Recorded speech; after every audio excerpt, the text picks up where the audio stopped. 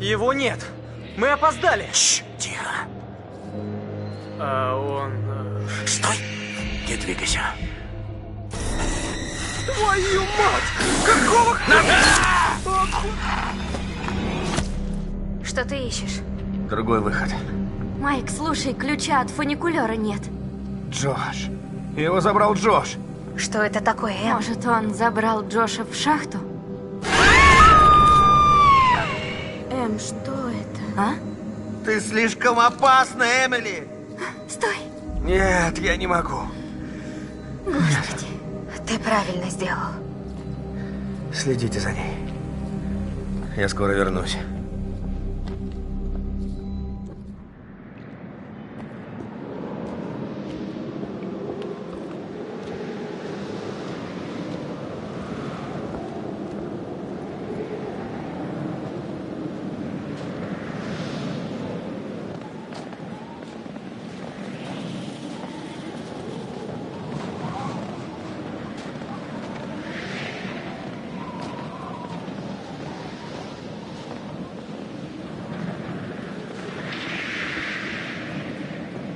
Ах ты жесть. Ах ты жесть. Чтоб я сдох.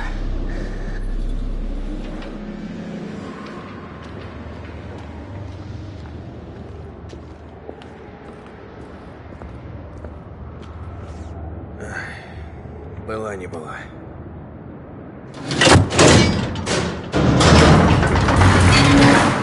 Класс.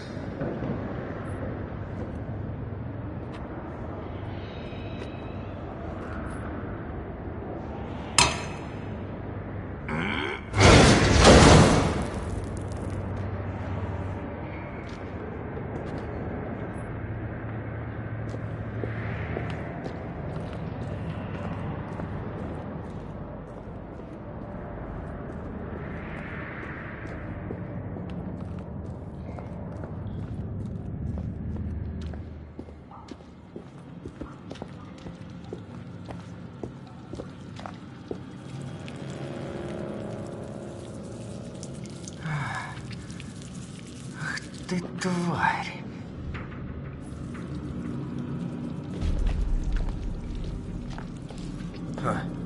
А двери здесь бронированные. Тут буйных, что ли, держали?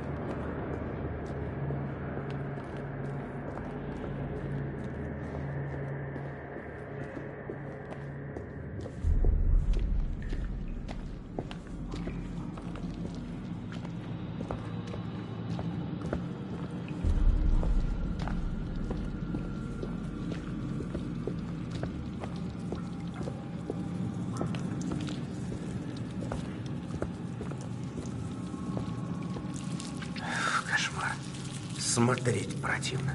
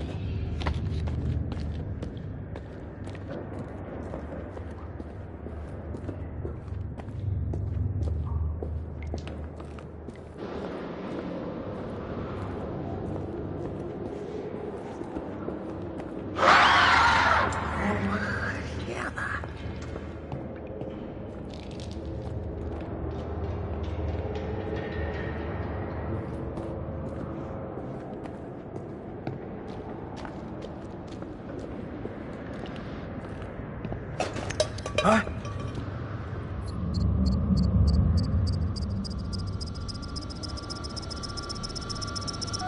Чёртова крыса.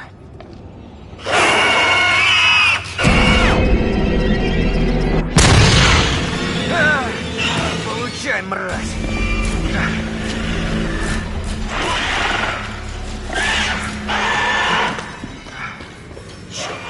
Нет!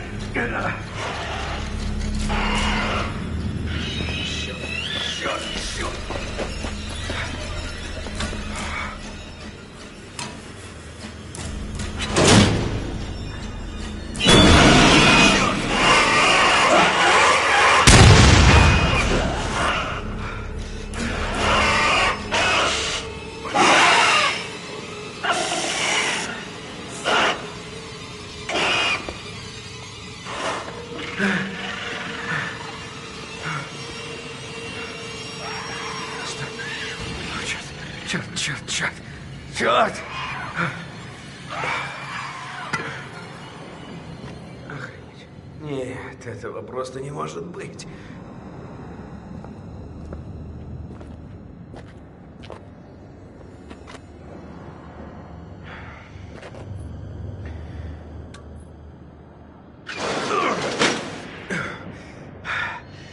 Кто здесь? Черт!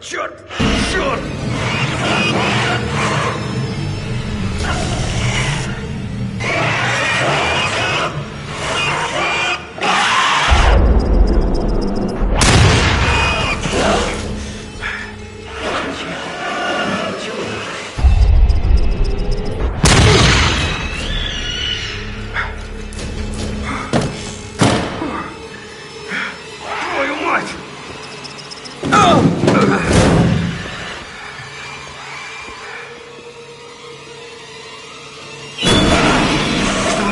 Какого хрена?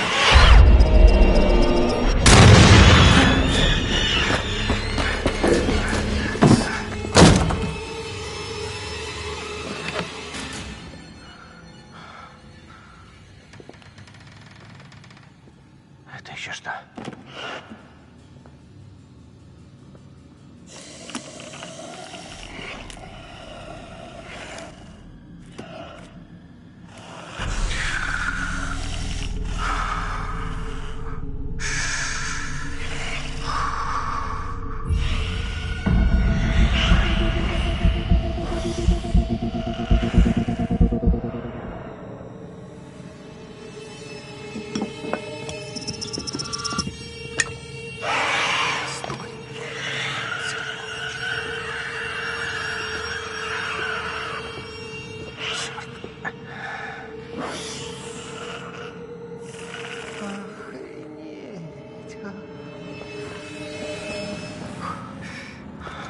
Зараза. Ладно. Ну давай, сволочь. Где ты?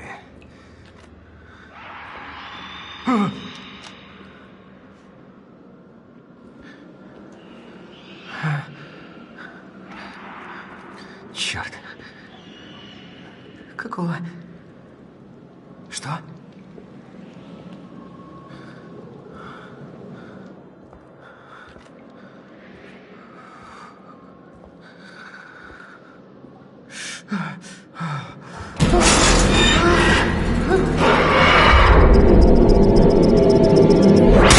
Это какой-то кошмар. Господи. Так.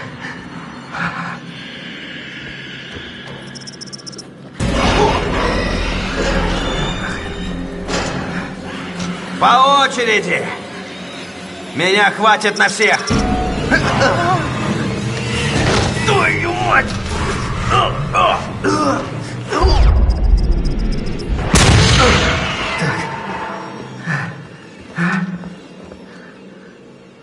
Ладно.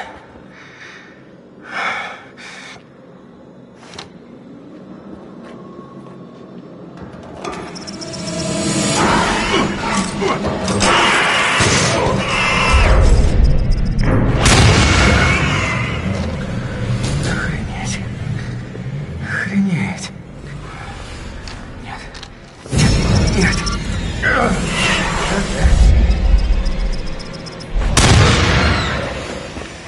Вот так. Вот еще.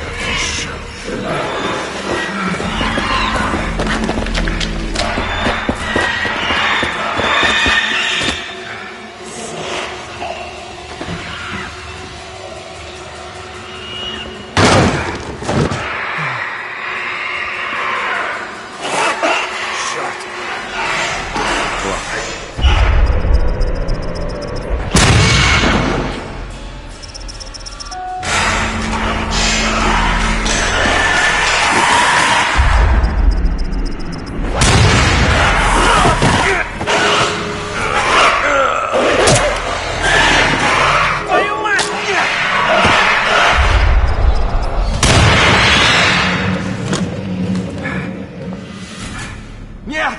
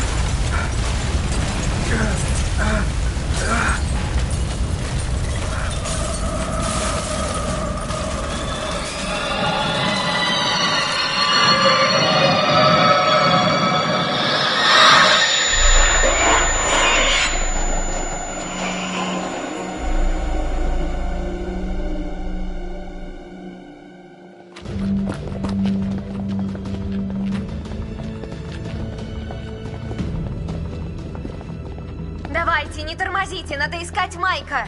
Идем. Эй, я тут хромаю немного. Вам лучше идти без меня.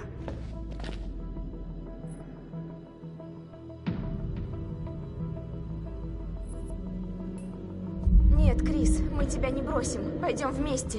Ничего, Майк подождет.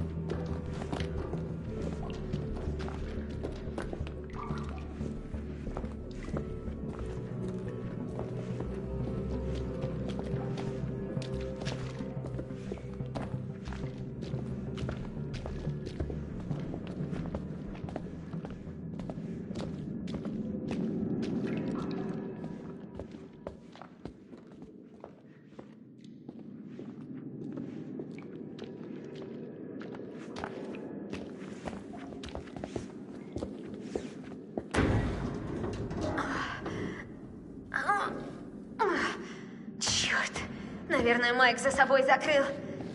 Придется искать другой вход.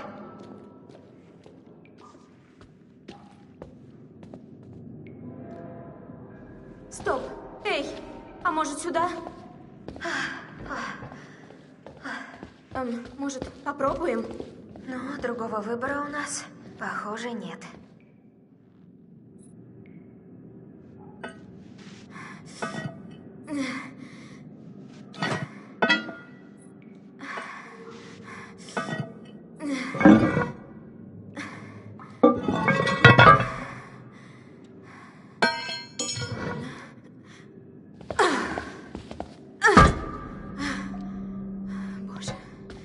Честно говоря, мне совершенно не хочется туда лезть. Ну, кто первый?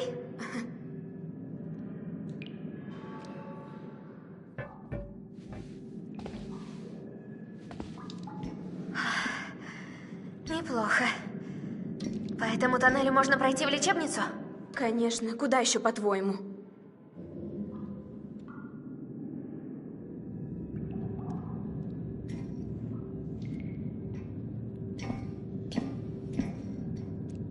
Крис, я знаю, ты ранен, но надо идти быстрее. Я пытаюсь, Эш.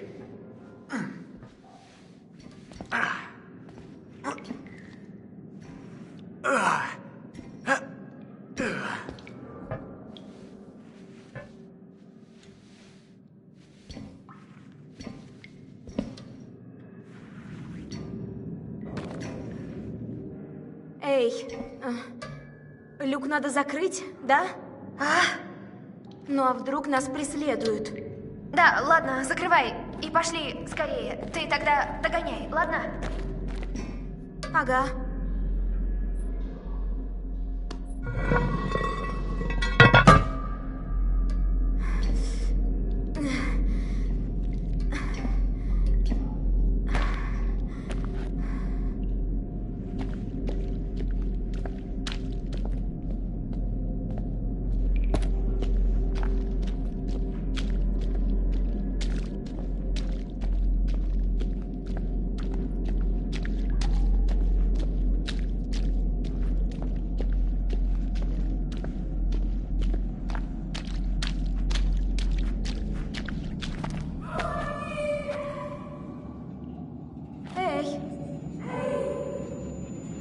Кто там?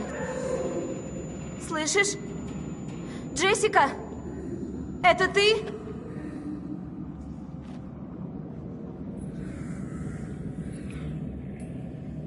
Эй!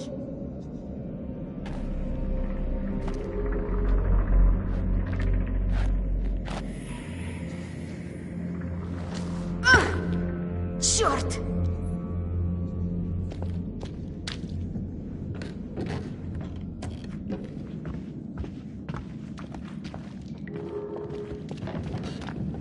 Наконец-то, я уже думала, не выберусь. Слава богу.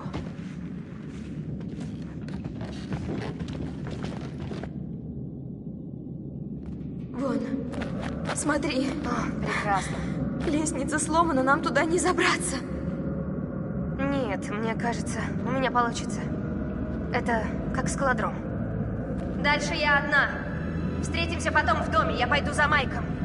Удачи!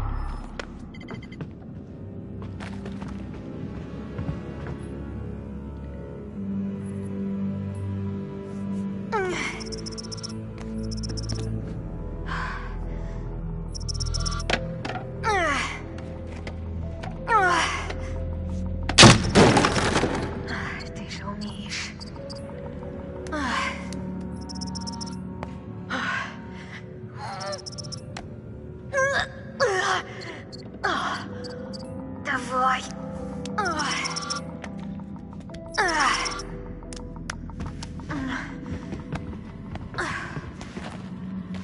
Я смогла. Я победила.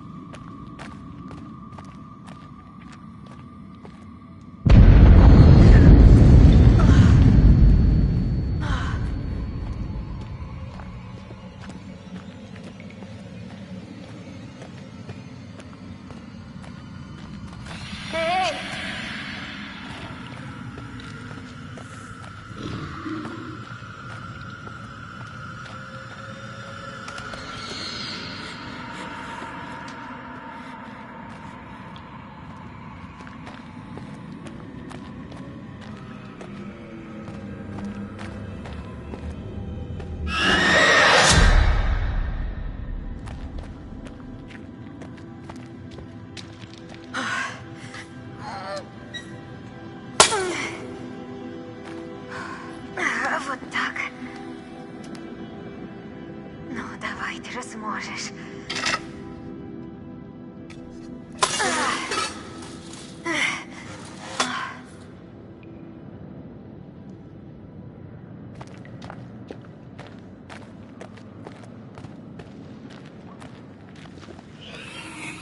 Твою мать, уходи!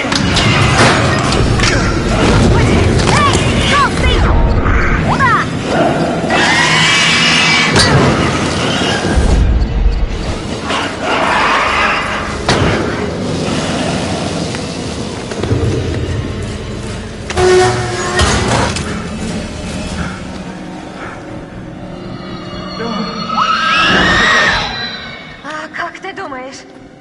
Жива, как минимум. Да, и это радует. Так. И зачем ты сюда пришла? Хотела предупредить тебя про Виндиго. Я уже в курсе. Теперь найдем путь в логово этой твари.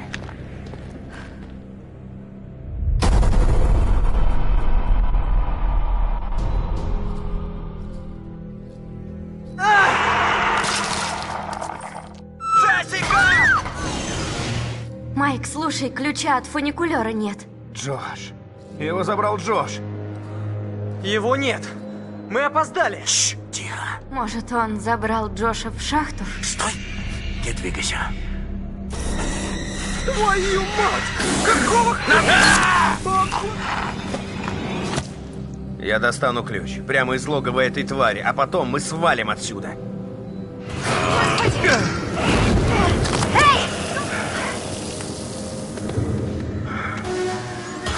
О, теперь найдем путь в логово этой твари.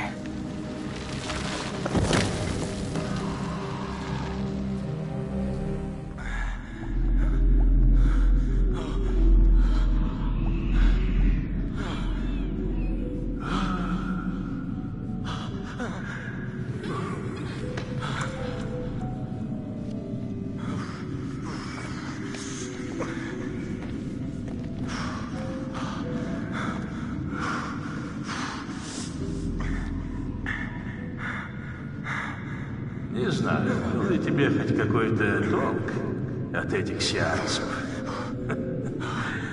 Ты меня не слушаешь, и все как-то уже чинишь. Тупо.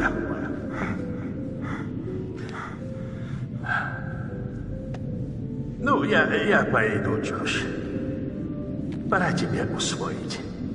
Есть вещи пострашнее того, что может породить больное воображение такого избалованного малолетнего засранца. Тебя окружали люди, которым ты был дорог. Они хотели помочь, но всякий раз ты их упорно отталкивал. И теперь ты совсем один. Хотя, похоже, один ты пробудешь недолго. Ты будешь один недолго. Дыши глубже, Джошуа. Дыши глубже.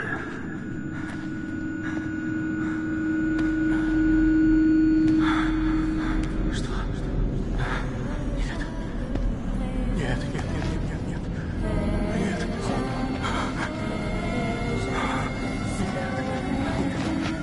Нет, нет. Нет, нет, нет, нет, не надо. Только не это.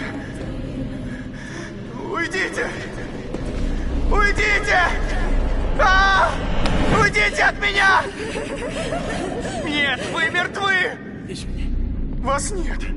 Заткнитесь! Нет, вас нет! Еще не готова. Ты нами манипулировал. Ты просто трус. Мы хорошо доведем тебя. Я не буду вас слушать. И что ты чувствуешь? Приказывать. Я больше не буду вас слушать. Время Джоша истекло. Ладно. Ладно. Я верю вам. Я верю вам. Я вам верю.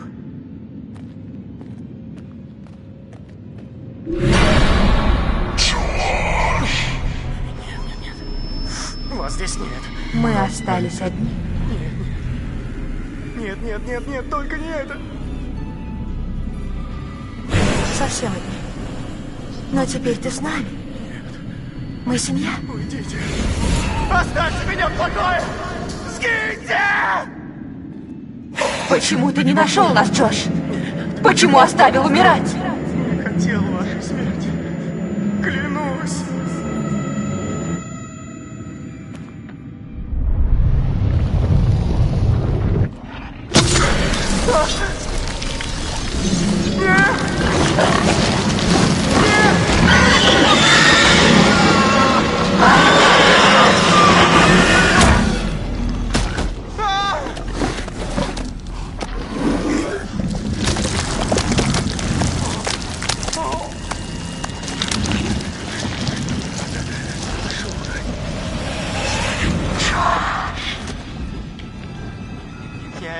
Я не буду вас слушаться! Нет! Ты этого хочешь? Нет! Нет! Зачем вы это делаете? Убирайтесь! Оставьте меня в покое! Почему ты не спас нас, Джош? Нет! Ты хотел нашей смерти?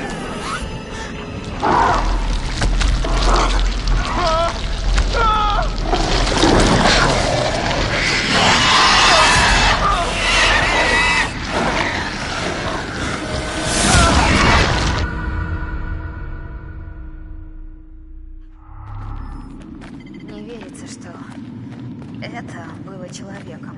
Да. Может, шахтер? Или кто-то из сотрудников лечебницы.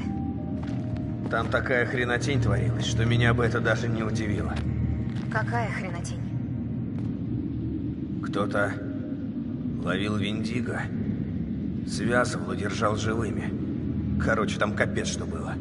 Ого. Видать, я их выпустил, когда все взорвал. Молодец, нечего сказать.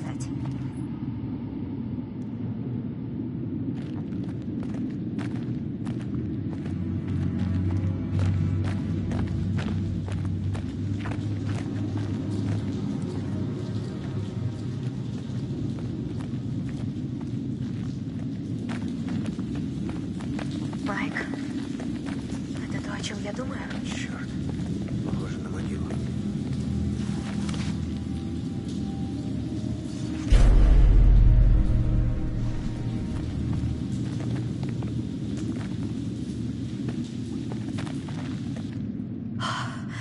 О, боже. Майк, часы Бет. Это ее часы. Что? Покажи. Смотри, здесь был крест. Здесь ее похоронили. Но кто ее выкопал? Пойдем отсюда.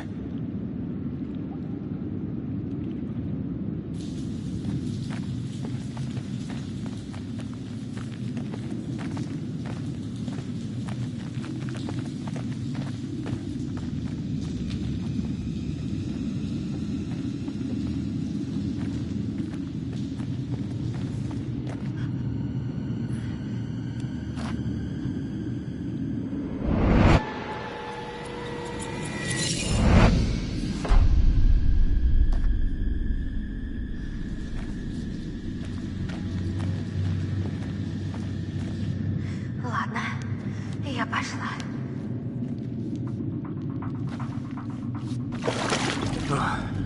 Давай, можно. Уверен? Ну, я пока жив. Не говори, Гоп. О, черт. Пальцы онемели.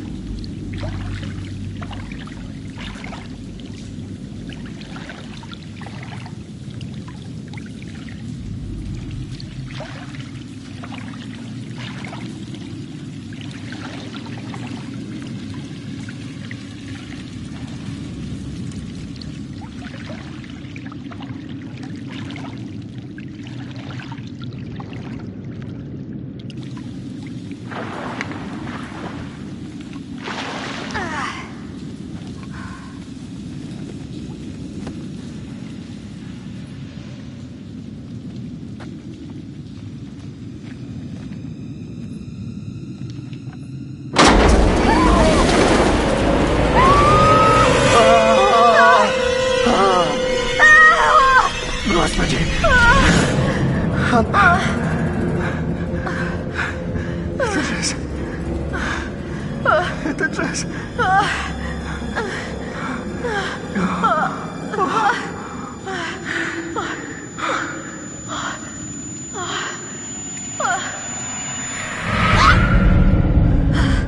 Ты видел? Трупы.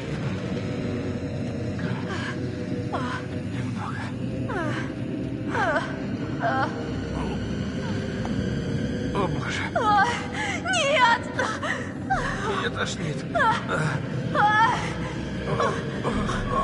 Стой. Я что-то видел.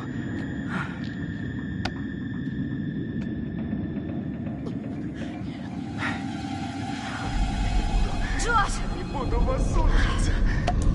Буду слушаться. Джош. Вы не можете мне приказывать. Вы Джош? больше не будете мне Эй. приказывать. Не надо больше мне приказывать. Ладно. Верю вам. Я верю вам.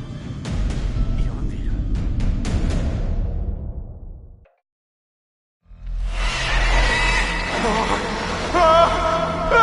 Что с ним, Майк? Похоже на глюки. Джош! Майк, Джош! Привет! только не бей меня, не надо. Ты сам с собой говорил. Крыша поехала. Мы думали, не найдем тебя. Давайте уже свалим отсюда. Хорошо. Джош, ключ от фуникулера у тебя? Да. Вот. Хорошо. Видишь вот это? Через этот лаз можно выбраться. Нет, Джош туда не залезет. Окей, подсади меня, я выберусь и пойду к остальным. Да, хорошо. Ты выведи Джоша тем же путем. Встретимся у дома. Будь осторожна. Вы тоже.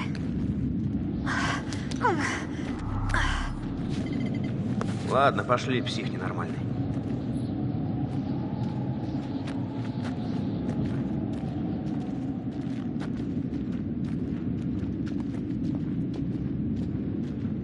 Ох, ну, зачем так сильно бить-то, а? Ты уж прости, братан. Я думал, это ты убил Джесс. Был неправ.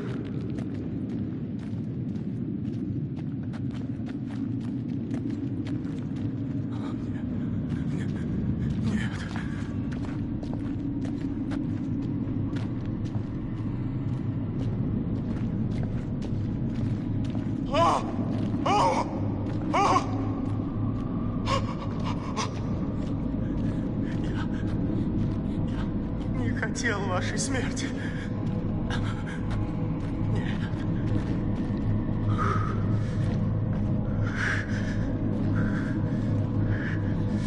Я знаю. Знаю. Ладно.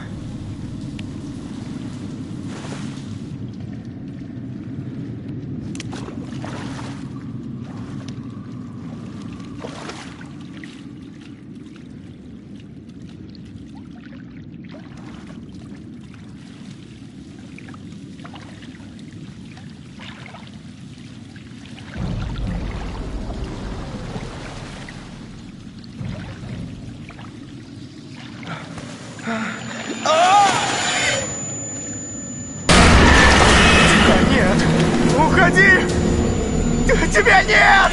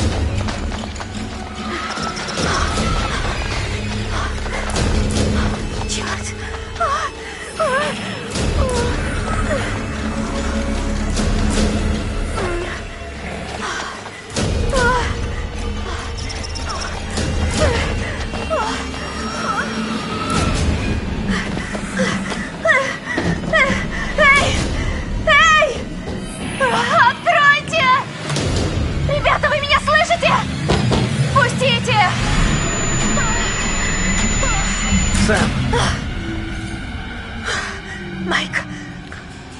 Господи, что с тобой? Если не уйдем отсюда, будет хуже. Давай.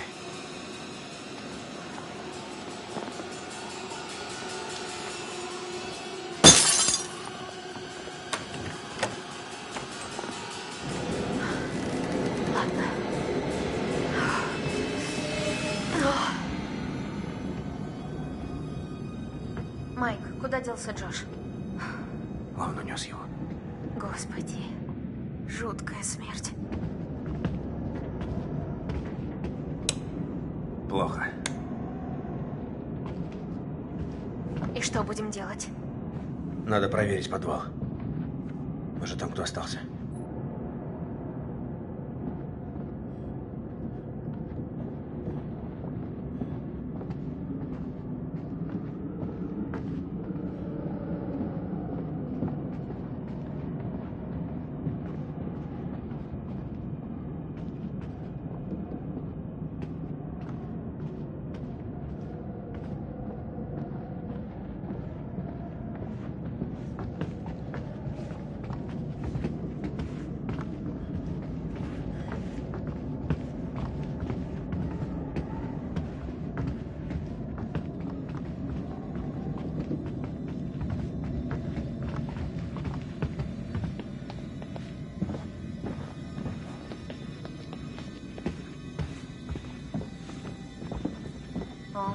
И как, по-твоему, мы выберемся?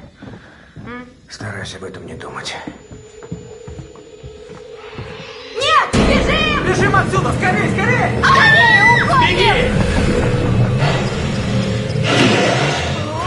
Черт!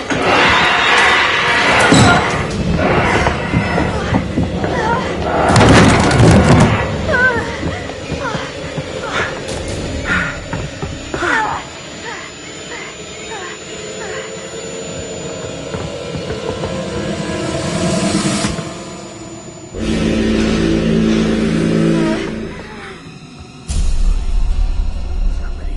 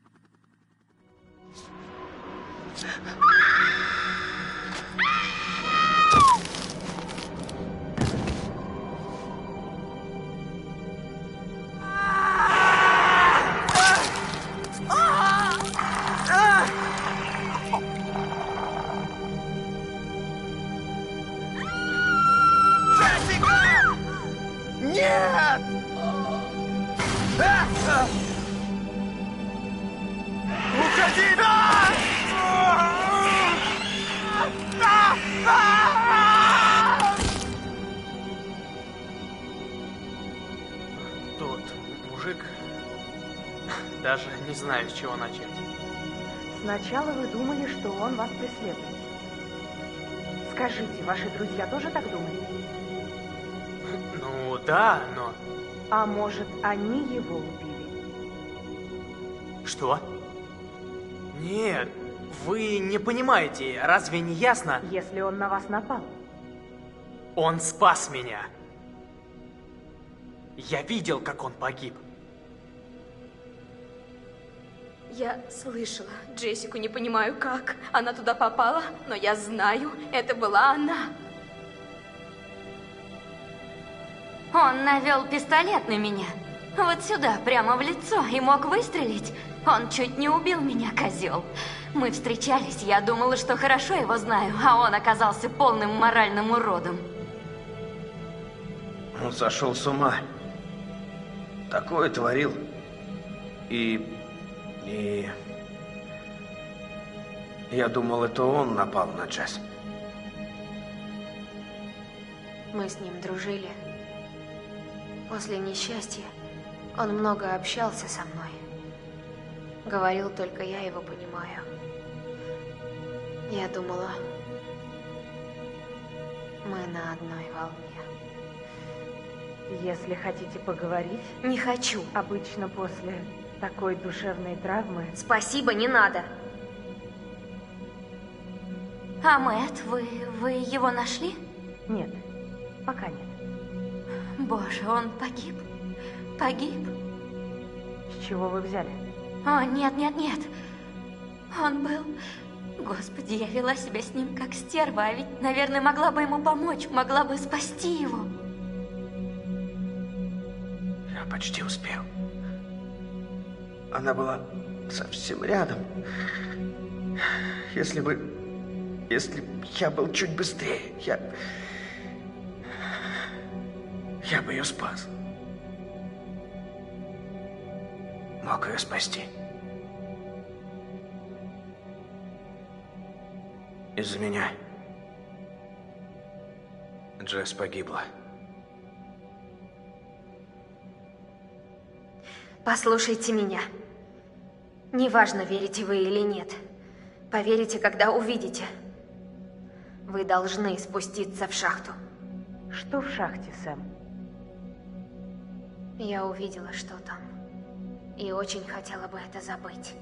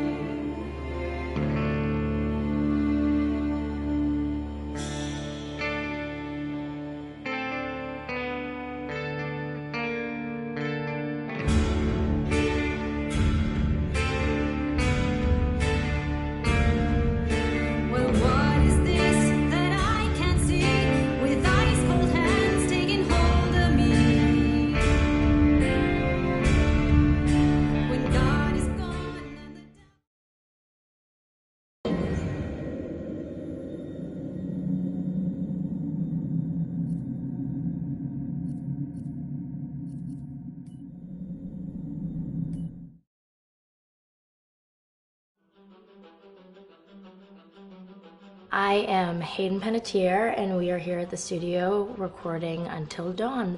My name is Rami Malek, and I played Josh. My name is Megan Martin. My name is Brett Dalton. My name is Antonella Lentini, and I played Hannah and Beth. My name is Jordan Fisher, and I play the character Matthew, Matt for short. I'm Nicole Bloom, and I play Emily in the game. My name is Noah Fleiss. I am Galadriel Steinman, and I play Ashley. So Until Dawn is the story of 8 teenagers who revisit this cabin in the woods about a year later after a really traumatic experience where I've lost 2 of my sisters, so coming to kind of get some closure in that respect. One of the things that Larry does really well is make these multi-layered characters, and I think for just the story in general, it follows the quintessential horror film plot lines, but the characters are so unique in themselves, and I think that's very cool. Oh, yeah, this was the right thing to do. What? You know, getting everyone together on the anniversary. I mean, Josh seemed really pumped about us all doing something, didn't he? Yeah, no, he definitely did. I haven't seen him so excited about something in forever. Good, good. Sam and I have a few things in common, such as being huge lovers of animals, and she's a huge animal lover. She's vegan. She is a pacifist. I'm not quite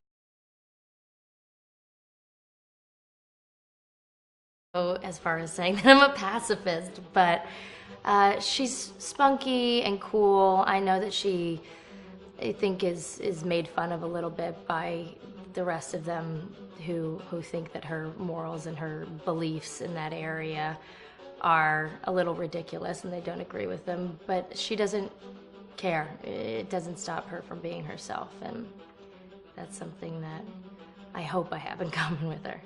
You know, he definitely can be depressed at some times and a bit of a loner, but he takes some solace in one of his sister's friends, Sam, played by Hayden Panettiere, and invites everybody back to the same house the next year to kind of find some closure.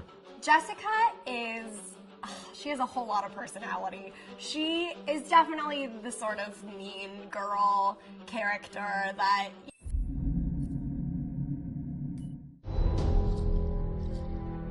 Hi, this is Lee Robinson, production designer on Until Dawn. The production design for Until Dawn started with the great teen horror script that sets the characters in a Canadian winter mountain lodge, being a contemporary setting with visual clues derived from classic films of that genre, such as Hitchcock's Psycho and Stanley Kubrick's Shining. The storyboards are vital to the production design, as it allows the designer to understand the scale of the environments to be made and the detail that would be seen to create the atmosphere of a horror.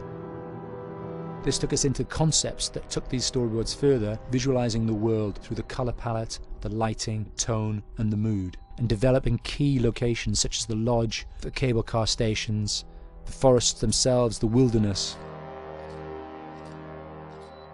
As you can see, the environments and atmospheres change quite a bit from warm and inviting to cold and threatening. The Millionaire's Mountain Lodge was a key example. It was designed to be made from nearby stone and timber, embedding it into the landscape, with a contrasting and contemporary interior needing to be opulent and extravagant. We created dark and claustrophobic corridors with ominous and large open spaces, almost cathedral-like in size, and with huge structures to silhouette and dwarf the characters within, providing a labyrinth to explore and wander. Each character was developed with a strong visual identity in mind, with contrasting colours, tones and silhouettes to identify them, each to have their own texture, pattern and shape, so that when they were lined up you could always identify them. The costume designs allowed a range of clothes that would suit them for the cold winter weather, but also have an element of style and individualism, so that the audience could look at them and relate, recognizing themselves within them. A lady would like to cuddle up with her man by a nice cozy fire bathed in atmospheric mood lighting. Right. It'll get plenty toasty once we're rubbing up against each other. Mike. Yeah. Fire and mood lighting. Yes. Working with the lighting artists, we really brought the look and feel of the world together, and this required a thorough understanding of the visual language of teen horror. A key scene was where all the characters emerge out of the rear of the lodge chasing Hannah. A contrast is evident straight away from the exterior wilderness to the warmth of the lodge. The attention to character lighting here is through the bounce and rim lighting, accented colours and composition, creating characters that come from the dark into the light and back again with an emotional effect. Guys, there's someone outside. What the hell? Hannah! What's going on? Where's my sister going? It's fine. She just can't take a joke. It was just a prank, Han.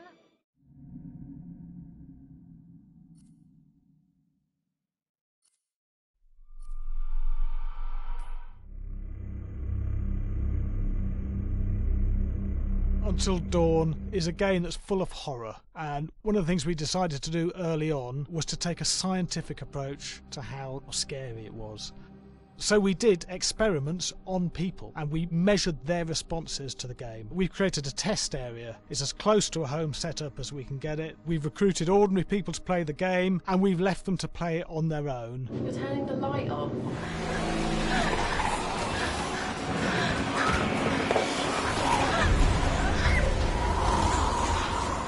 The only difference is it's rigged with cameras and microphones that relay the data through to the next room where people are watching them play.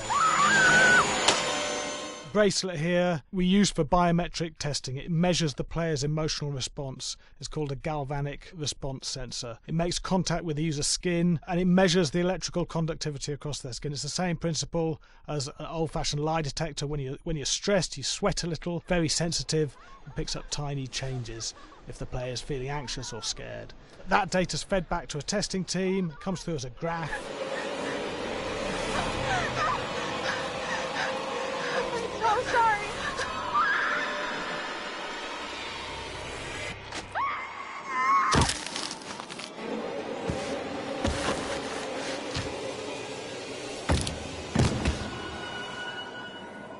There's no point testing one or two people, you have to test a lot of people. And watch your step.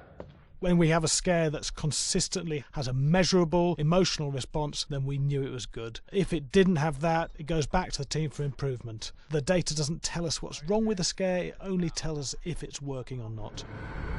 Wait, okay, so you hear that too, right? Josh. Here we have a chapter relatively early in the game. Weirdly regular. Nothing regular about it. We have to create tension and anxiety in the player so they are ready to receive the scare.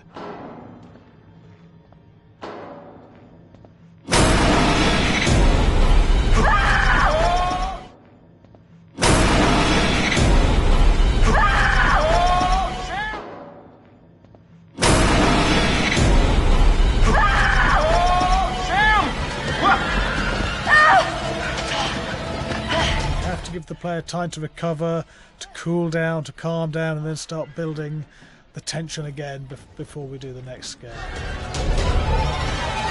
Hey. What? Hey. What the hell? Boom. You just got mugged.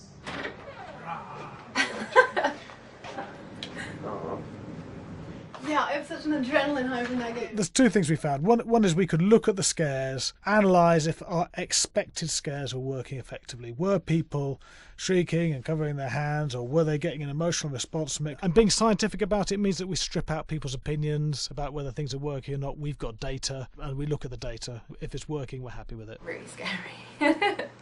Bit scared and wanting to get away. I actually be maybe a bit scared to play on my own, but in a room with the lights on, yeah, with some other people as well, yeah, maybe.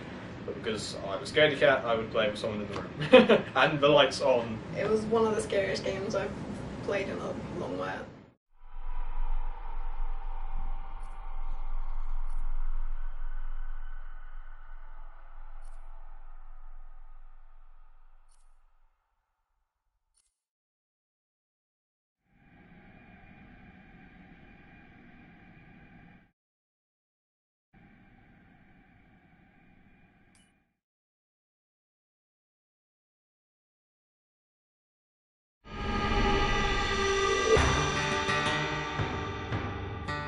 America's Northwoods border region.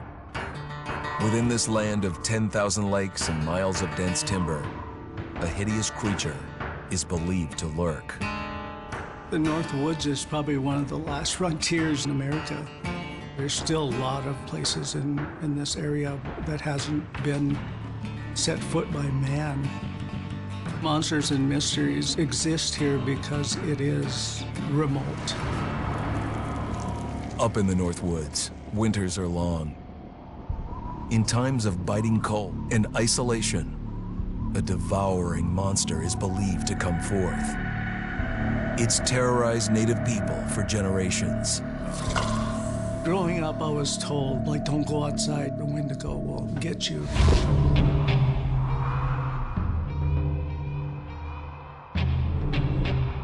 Among the traditions of the northern Algonquin tribes is the Wendigo, a monster that can seize hold of a person to carry out its hunger for human flesh.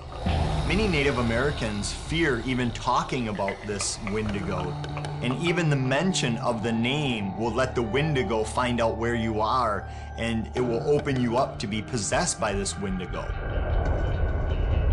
The most famous case of a Wendigo possession took place in 1879 in the deep woods outside of Edmonton, Alberta. Swift Runner, a Cree Indian, was a trapper and a guide. He had left town the previous autumn with his wife, 6 children, and his mother. But when Swift Runner returned in spring, he was alone. Swift Runner came into a nearby village telling this heartbreaking tale. I had to watch them starve to death. Of his family being killed by starvation, and that he was the only survivor. My whole family gone. It wasn't hard to understand a family falling victim to a brutal winter. To even not. Yet something was suspicious about Swift Runner. He was a strapping man, and he came into town weighing over 200 pounds. It didn't look like somebody who had just weathered a terrible winter. He wasn't malnourished, didn't look like he was starving. He looked healthier than ever. After a few nights, it became clear that something was wrong. He started having night terrors, screaming in his sleep. I am the Wendigo! Villagers alerted the police. Swift Runner actually guided them back to his winter cabin. When they got there, that's when they saw the true horror.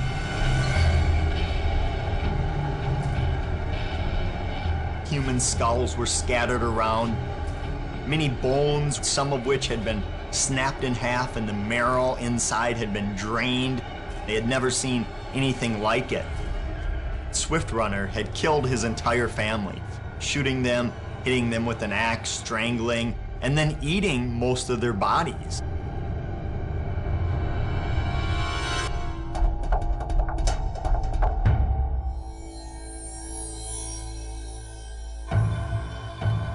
Right up until the moment the noose was on his neck, Swift Runner swore the evil spirit of the Wendigo had possessed him and twisted him into a cannibal killer.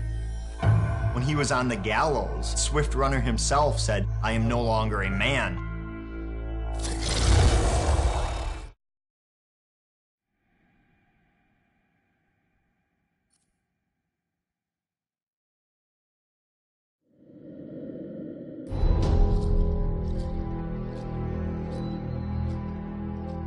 Just move over there. Go on, move.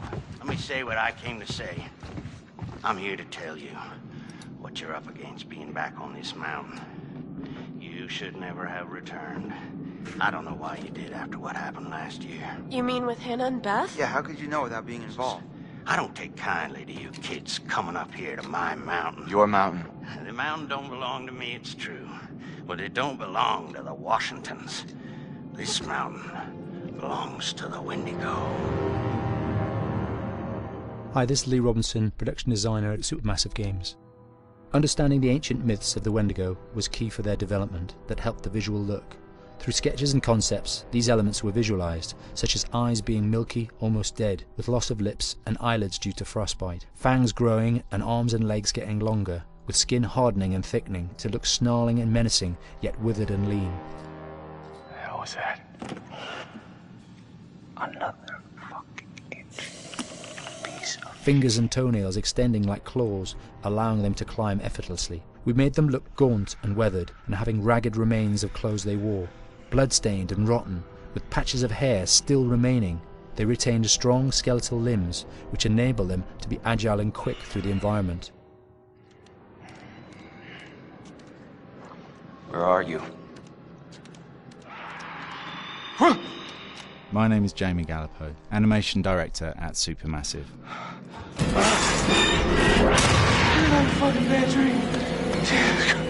The overall direction on the creature was to be very strong, to be extremely fast. We wanted a spider-like movement to the creature. 1 minute scampering to leaping and then crawling, almost instantaneous.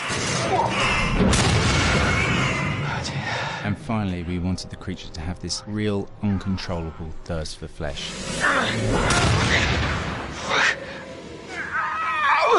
From a sound design perspective, the Wendigo is a real challenge. For the main vocalisations of the Wendigo, we used our own vocalisations, various different animals from the exotic to the farmyard, various plugins and processes to gel these sounds together and keep a human resonance behind that voice, telling the backstory of the Wendigo.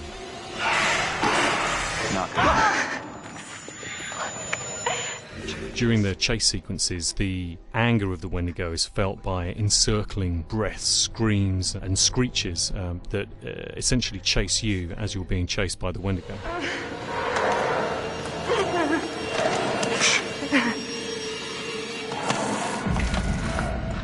We would layer them up in a multitude of layers, sometimes 15, 20 sounds playing at the same time, to build up the vocalizations for this fearsome creature which is always in attack mode, hyperactive and chasing you throughout the game.